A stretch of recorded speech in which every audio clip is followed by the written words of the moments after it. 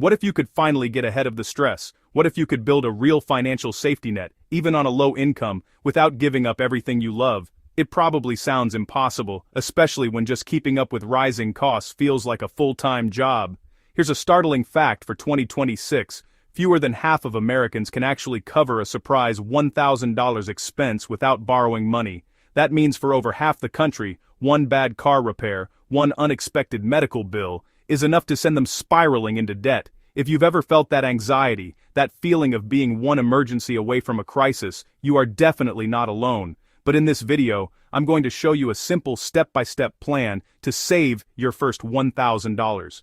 This isn't about financial magic, it's about a smarter strategy that works for right now.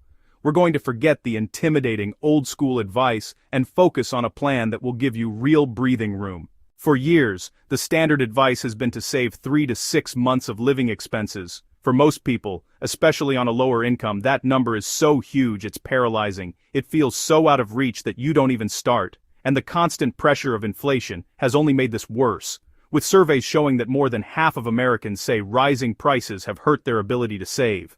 So, for now, we're throwing that old rule out the window. Our new game plan for 2026 has 2 simple phases. Phase 1 is not about saving $20,000. It's a single, powerful mission. Build a starter emergency fund of $1,000. Why $1,000? Because this amount is what I call a crisis stopper. It's enough to handle the most common emergencies, a sudden car repair, a minor medical bill, or an urgent appliance replacement, without forcing you to swipe a high-interest credit card. This starter fund is about so much more than the money. It's about breaking that cycle of guilt and panic. It's about giving yourself permission to breathe. That mental shift, from constantly worrying to feeling prepared, is the real foundation for financial security. Once you have this starter fund, then we can move to Phase 2, the long-term plan. Alright, let's get tactical. This is your step-by-step mission to get that first $1,000 in the bank. First, and this is the most important step, decide where this money will live. And it cannot be in your regular checking account. It's just too easy to spend. You're going to open a high-yield savings account, or HISA. In 2026, many of these online accounts are offering interest rates in the 3% to 4% range, with some even higher. This means your money actually makes you money while it sits there, helping to fight back against inflation. And here's the crucial part. Open this account at a different bank than your main one.